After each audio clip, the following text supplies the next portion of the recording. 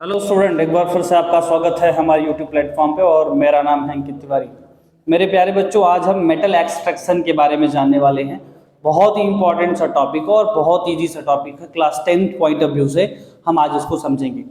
आइए अगले 5-10 मिनट इसको समझ लेते हैं। मेटल एक्सट्रैक्शन पहले तो होता क्या है। देखिए, हमारे मिट्टी के अंदर बहुत सारे ऐसे एलिमेंट्स होते हैं जो मिनरल्स के फॉर्म में पाए जाते हैं। ठीक है, अब हमको ये देखना है कि किस मिनरल का किस पर्टिकुलर मेटल का कंसंट्रेशन किस मिनरल के अंदर ज़्यादा है। तो अगर किसी मिनरल के अंदर किसी पर्टिकुलर मेटल का कंसंट्रेशन ज़्यादा है, जैसे अगर हमको गोल्ड निकालना है, प्लेटिनम निकालना है या आयरन निकालना होता है या कोई भी हमको एल्यूमिनियम निकालना होता है, तो हम उस तरह के मिनरल का पहले सर्च करते हैं जिसमें उस मिनरल के अंदर किसी एक पर्टिकुलर मेटल का कंसंट्रेशन ज़्यादा होता है। उस पर्टिकुलर मेटल के कंसंट्रेशन हाई वाले मिनरल्स को हम केमिस्ट्री की भाषा में ओर कहते हैं। अगर हम डिफाइन करने का दुस्साहस करें कि ओर क्या होता है, so those metal which contain very high percentage of particular metal and can be profitably extracted, यानी वो मेटल वो मिनरल जिसके अंदर पर्टिकुलर मेटल का कंसंट्रेशन बहुत ज्यादा हो और उसको प्रॉफिटेबली क्या किया जा सके, एक्सट्रैक्ट किया जा सके, उसे हम ओर कहते हैं।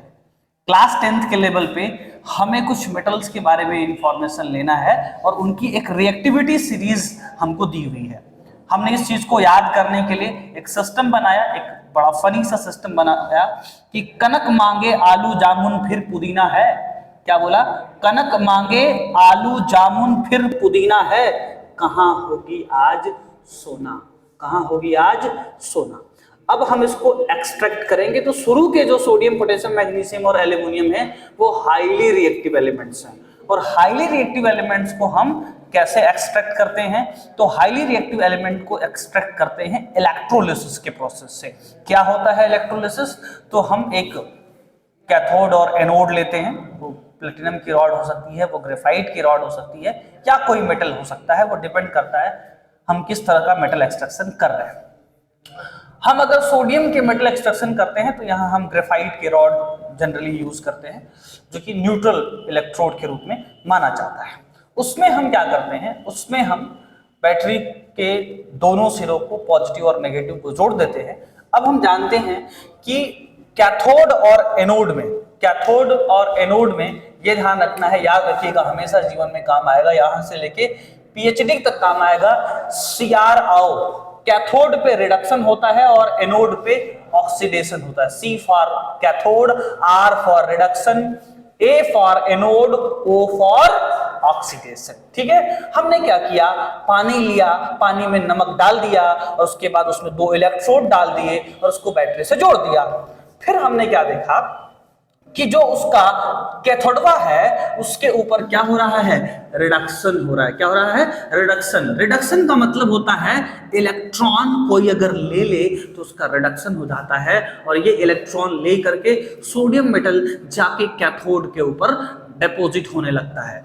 वहीं जो उसका क्लोराइड आयन है वो अपना इलेक्ट्रॉन निकालकर गैस बना करके एनोड से क्या हो जाता है, उड़ जाता है। हम पिछले चैप्टर में एक कॉन्सेप्ट पढ़े थे, क्लोर एल्कली प्रोसेस, बेसिकली उसी से ये रिलेटेड है, लेकिन इसका समझने और समझाने का तरीका थोड़ा सा अलग है। यहाँ हम मेटल एक्सट्रैक्शन कर रहे थे और वहाँ क्या करते थे, वहाँ हम NaOH सोडियम हाइड्रोक्साइड बनाते थे। ठीक है, तो ये पूरी कहानी है। हम इसमें इलेक्ट्रिसिटी पास किए हैं और इससे हम बड़े हाईली रिएक्टिव मेटल सोडियम को यहां से हमने निकाला है। तो आप क्लोर एल्कली प्रोसेस से और इसमें कंफ्यूज नहीं होएगा, इसका मैकेनिज्म अलग है, उसका मैकेनिज्म अलग है। ठीक है, एकदम सिंपली याद रखिएगा। फिर हायर क्लासेस में जब क्लास 12th में जाएंगे तो इलेक्ट्रोकेमिस्ट्री में इसके बारे में डिटेल में हम चर्चा करेंगे, जब भी कभी फुर्सत मिलेगा तो। लेकिन अभी इतना याद रखेंगे तो आपका जीवन धन्य हो जाएगा, और आपका होगा तो साथ साथ मेरा भी हो ही जाएगा। ठीक है, आगे बढ़ते हैं बेटा। तो इलेक्ट्रोलिसिस से हमने सोडियम हाईली रिएक्टिव मेटल को हटाया। साथ ही साथ कुछ मेटल के अंदर गंदगी होती है, बहुत ज्यादा इम्प्योर फॉर्म में पाया जाता है, तो उसको भी हम इलेक्ट्रोलिसिस से हटा सकते हैं। एक जीता जागता एग्जाम्पल हमारे पास, कॉपर को एक्सट्रैक्शन कर रहे हैं। कैसे करते हैं? कॉपर को हम कॉपर की 2 रॉड लेते हैं, एक ऐसी रॉड जो बहुत इम्प्योर है, इम्प्योर कॉपर की है, और एक प्योर कॉपर की रॉड है, और उसको हम कॉपर सल्फेट सोल्यूशन के अंदर डाल देते हैं। जैसे ही हम कॉपर सल्फेट के सोल्यूशन के अंदर डालते हैं, उस एनोड जो कि इम्प्योर रॉड है, वहां से कॉपर आयन क्या करता है, निकलना शुरू करता है। बात को गंभीरता से समझने की जरूरत है। यहाँ हो क्या रहा है कि उस सॉल्यूशन के अंदर जो कॉपर सल्फेट है वो कॉपर प्लस और SO4- में टूट जाता है। अब उसका जो कॉपर आयन है वो कैथोड के ऊपर अट्रैक्ट होता है, क्योंकि कॉपर पॉजिटिव और कैथोड नेगेटिव होता है। तो कॉपर आयन जाके कैथोड पे इकट्ठा होने लगता है। तो पॉजिटिव जब इकट्ठा हो जाएगा तो SO4- नेगेटिव है, वो खोजना शुरू करेगा हमारा कॉपर कहाँ गया कहाँ गया। तो उसको कॉपर को बैलेंस करने के लिए ये जो रॉड है धीरे धीरे इसको कॉपर प्रोवाइड करती है। ठीक है, इस तरह से सॉल्यूशन के अंदर कॉपर और सल्फेट आयन का सॉल्यूशन के अंदर जो आयनिक बैलेंस है वो मेंटेन रहता है, और इसके अंदर का जो प्योर कॉपर है वो धीरे धीरे, इम्प्योर कॉपर है वो धीरे धीरे प्योर कॉपर की रॉड पे जाके डिपॉजिट होने लगता है, और उससे निकली हुई जो गंदगी है वो यहाँ आके इकट्ठा होने लगती है, जिसे हम एनोड मड कहते हैं। कहानी समझ में आ रही है? बहुत सिंपल है। ठीक है, तो ये रहा हाईली रिएक्टिव एलिमेंट्स को निकालने का तरीका। मॉडरेटली रिएक्टिव में हम कैसे हटाएंगे? हमारे पास मॉडरेटली रिएक्टिव में दो चीज दिया है, सल्फाइड एंड कार्बोनेट के ओर। देखो, जो कार्बोनेट के ओर है उसको सिंपली हीटिंग कर देंगे, इस प्रोसेस को कैल्सिनेशन कहते हैं, तो जिंक ऑक्साइड बना लेगा। और सल्फाइड यानी कि जिंक सल्फाइड ZnS जो है, इसकी रोस्टिंग, रोस्टिंग का मतलब होता है एक्सेस ऑफ एयर में, रोस्टेड चिकन खाए होंगे, उसको हवा में लोग जो है गर्म करते हैं।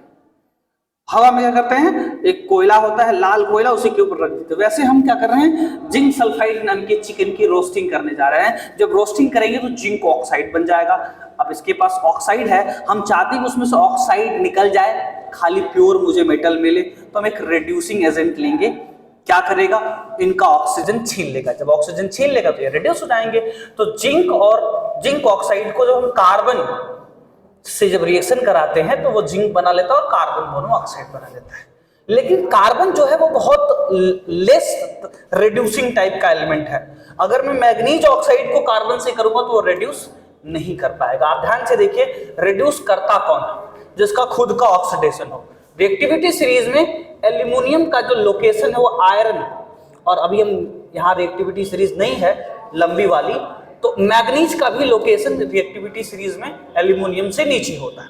बात समझ आ रही है? तो जो मेटल एल्यूमिनियम से नीचे है वो क्या करेंगे, वो हो जाते हैं रिड्यूस, और ऊपर वाले क्या होते हैं, ऑक्सीडाइज। कहानी यही है कि जो ज्यादा रिएक्टिव होता है उसका ऑक्सीडेशन होगा, और जो कम रिएक्टिव है उसका रिडक्शन हो जाएगा। तो एल्यूमिनियम और मैग्नीज में झगड़ा होता है, किसके लिए, ऑक्सीडेशन के लिए। एल्यूमिनियम ज्यादा जल्दी जीत जाता है तो एल्यूमिनियम ऑक्सीडाइज हो जाएगा। तो एक ऑक्सीडाइज होगा तो दूसरे बेचारे को रिड्यूस होना ही पड़ेगा।